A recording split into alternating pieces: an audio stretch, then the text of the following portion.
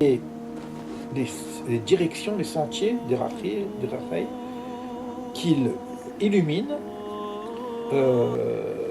vers nous. Donc il y a ces luminaires qui viennent illuminer les créatures.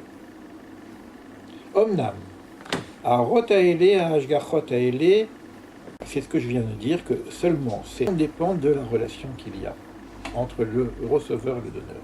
Maintenant expliquer les Inyanenu Ineza, donc le petit visage, où on nous explique que lorsqu'on parle du Zeranpin, du petit visage, c'est là le klal, le principe général des lumières, des orot, donc des séphirotes, supérieures, qui viennent en termes de racines, de causes, sur ce monde-ci que nous vivons.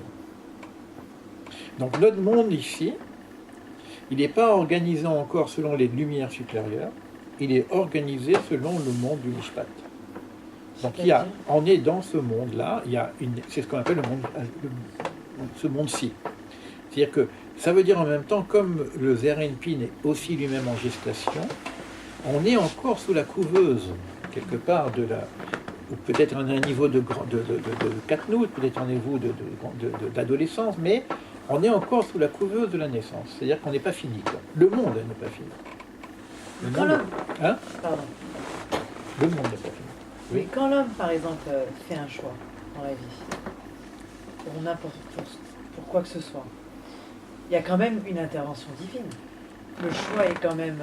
Alors c'est toute la question qu'on essaye de voir entre l'intervention divine et la liberté humaine.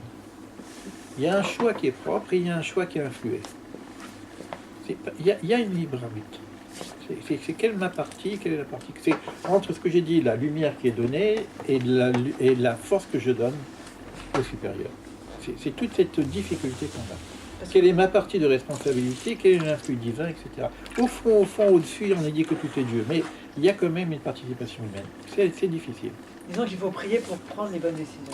Ouais. Oui. Alors, la prière est une des fonctions qui peut aider au niveau de l'influx. Moi, je dirais qui aide.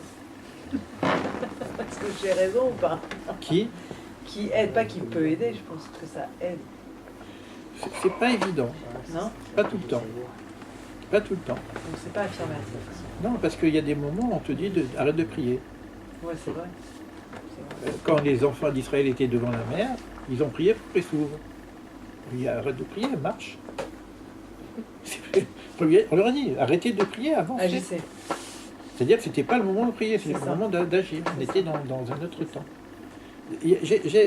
C'est à la limite, c'est presque une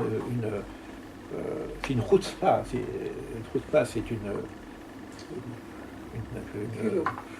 comment traduire chutzpah? C'est culot, ouais. Hein? C'est culotté, quoi. Les nerfs, ouais. C'est culotté de prier le bon Dieu, quoi. Il ne sait pas ce qu'il fait. Si ça n'a pas été lui qui nous a dit la fonction de la prière, qui nous a donné la fonction de la prière, chez quelqu'un qui croit en Dieu, ben c'est lui qui fait tout, il sait ce qu'il fait, quoi. Tu vois, donc... Mais bon, c'est pas le sujet de la prière. C'est vrai qu'il va y avoir des arrangements. Oui, non, mais c'est une question importante parce que du bas en haut, c'est la prière. Du bas en haut, c'est la prière, les mitzvot, etc. Du haut en bas, c'est autre chose.